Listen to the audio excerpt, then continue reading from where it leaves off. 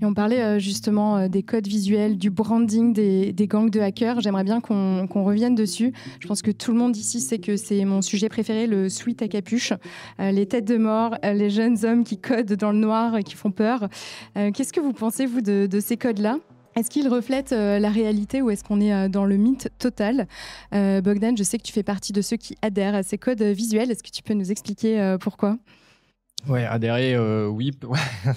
Je sais pas si c'est le terme, mais en tout cas, alors, c'est très cliché, je peux l'admettre. Néanmoins, alors, quand on parle évidemment, on peut jamais tout généraliser, on peut pas généraliser un métier, une sphère. Néanmoins, quand on part du côté cybercriminel, il y a encore récemment, j'ai écrit un papier sur le plus grand, pas le plus grand, mais le cybercriminel le plus recherché de Finlande, qui s'est fait arrêter en France, pas loin d'ici d'ailleurs, parce qu'il avait piraté un centre psychiatrique en balançant ensuite parce qu'il n'avait pas réussi à vendre les données, il a balancé donc toutes les discussions avec le psychiatre. Donc ça va pas avec ma femme, ça va pas avec mes enfants, tout un tas de choses. Et puis quand on regardait le profil, c'était vraiment le cliché du gamin nihiliste qui était un petit génie évidemment de la cybersécurité, mais il répondait à vraiment l'image qu'on pourrait mettre à Hollywood.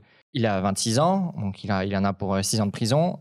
France Travail récemment, les 3 personnes qui étaient responsables avaient 20 ans et 21 ans et habitaient en Ardèche. On voit un peu avec les gens de Logbit qui de temps à autre on voit leurs photos, sont révélées. On voit que malgré tout, on répond à ce cliché, on va dire souvent de quelqu'un qui est dans le milieu, on va dire du code, de l'informatique, et qui puis il reste chez lui, il se rend pas trop compte, ou du moins il s'en rend compte, mais il s'en fout complètement, il est assez nihiliste, et puis il se fait son petit billet et puis il pense pas aux responsabilités. Après, l'image qu'on donne, que moi je mets en allant sur Midjourney aujourd'hui, où je mets hacker, c'est vrai que oui, l'IA va toujours me mettre quelqu'un avec une capuche, mais comme je le disais en tout début de ce podcast, c'est que je suis obligé de parler autant à la grand-mère qu'à l'expert. Je suis désolé d'énerver l'expert. En revanche, il y a beaucoup de grand-mères qui, elles, associent cette image-là, et je sais qu'elles liront l'article. Alors tant pis pour le cliché, au moins elle sera peut-être plus éduquée ensuite sur la cyber. Florian, toi tu t'es battu pour retirer le sweat à capuche des visuels dans les échos.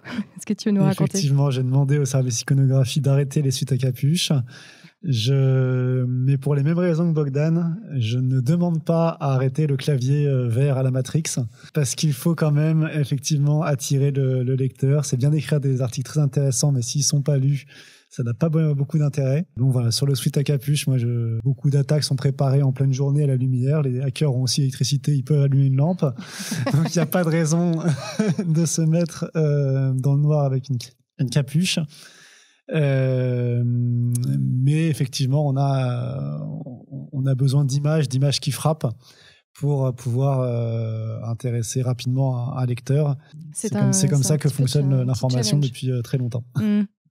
Damien, toi, je vois très peu de têtes de mort aussi dans Le Parisien. Oui, mais je suis preneur de suggestions pour illustrer un papier cyber, parce que on a un peu tout épuisé malheureusement, le clavier, les lunettes de soleil avec effectivement l'écran qui se reflète dessus. Voilà, on les a tout eu. Je me bats aussi pour faire disparaître le sweat à capuche, surtout parce que c'est un collègue qui a été pris en photo il y a quelques années, donc il en a un peu marre en fait d'apparaître comme un hacker, on le reconnaît un peu. Donc voilà, c'est vrai qu'au-delà du cliché, malheureusement, on a cette nécessité d'illustrer les articles, et ça passe par ça. C'est plus facile effectivement aussi quand on fait un média grand public de passer par ce cliché-là. Bon, il y a une petite partie de fainéantise, mais on n'a pas vraiment le choix en fait. Il n'y a pas beaucoup d'alternatives, à moins de créer uniquement des visuels avec Midjourney. Je vois pas trop d'alternatives pour l'instant en tout cas.